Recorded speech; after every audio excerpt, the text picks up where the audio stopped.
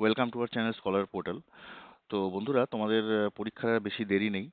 তো আজকে আমি ভিএসও লেয়ার 2 এর যে মক টেস্ট 1 এর প্রশ্ন দিয়েছিলাম আর মক টেস্ট 2 এর প্রশ্ন দিয়েছিলাম, তো দুটো প্রশ্ন আমি বেশ কয়েকদিন আগে আমি আমাদের চ্যানেলে আপলোড করেছিলাম।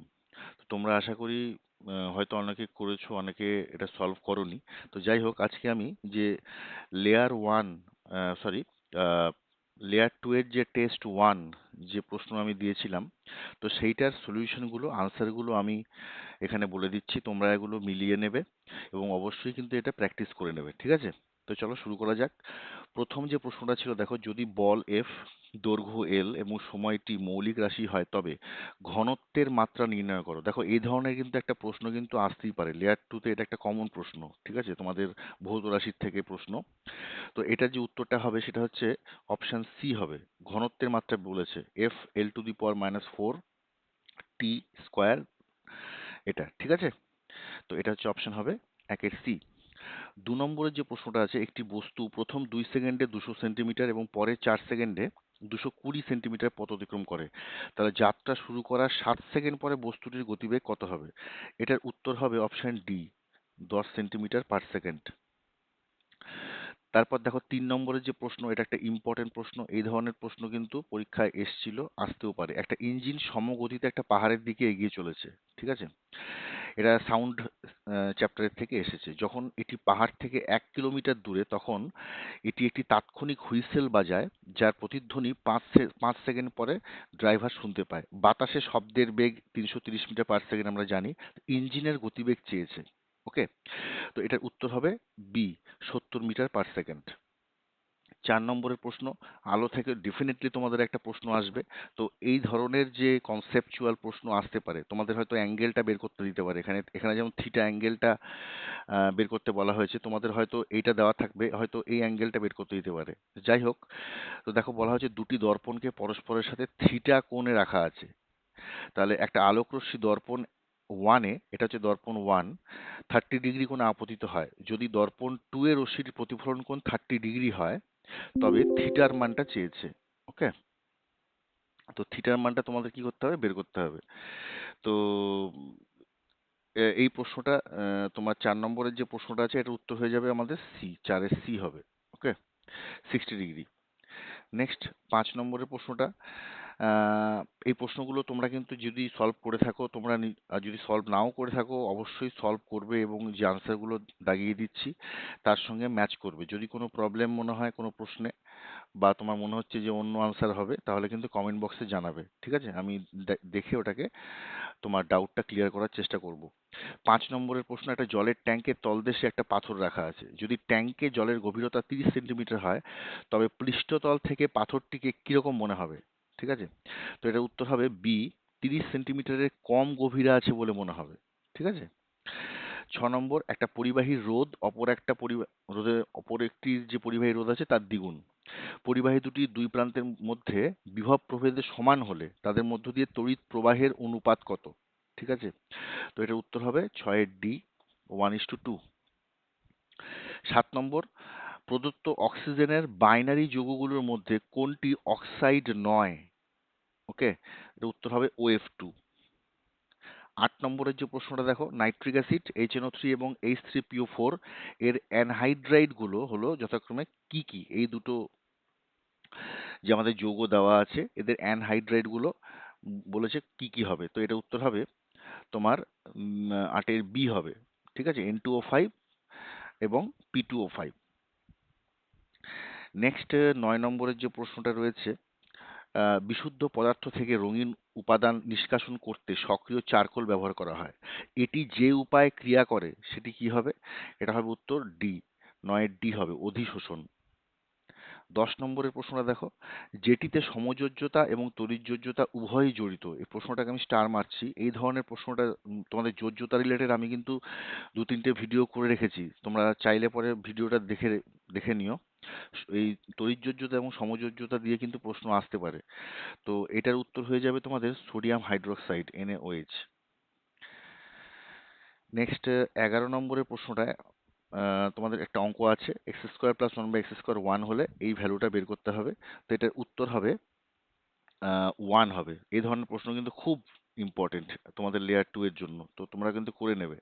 আচ্ছা, যদি এই একটা দ্বিঘাত সমীকরণ আছে, X square plus B X plus C equal to K X minus alpha X minus beta হয়, তবে আলফা প্লাস বিটার মানটা বের করতে বলেছে। তো এটার উত্তর হবে দেখো মাইনাস বি বাই এ। ঠিক আছে, এটা কিন্তু করে নেবে।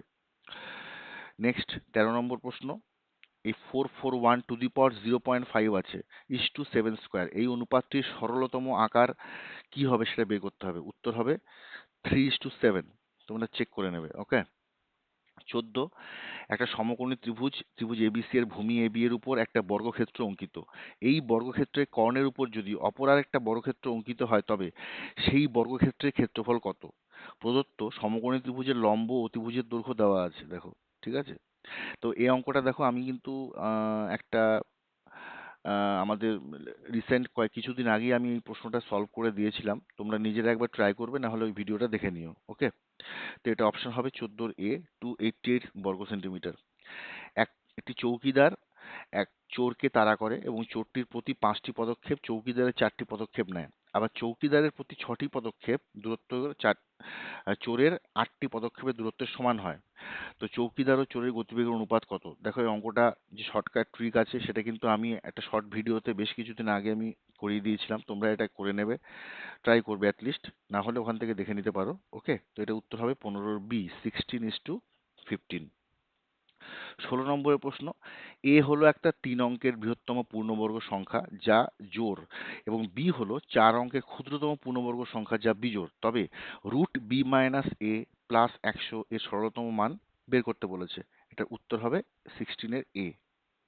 তোমরা কিন্তু করে দেখে নেবে, প্রত্যেকটা প্রশ্ন কিন্তু ইম্পর্টেন্ট এবং লেয়ার টু রিলেটেড। ঠিক আছে। 17 নম্বরের প্রশ্ন, এটা একটা সামান্তরিক এবং একটা বর্গক্ষেত্র দেখতে পাচ্ছ। তো এই ক্ষেত্রে কিউ ওয়াই অর্থাৎ এই এই কিউ ওয়াই এর মানটা চেয়েছে। হুম, এটা উত্তর হবে 2 সেন্টিমিটার।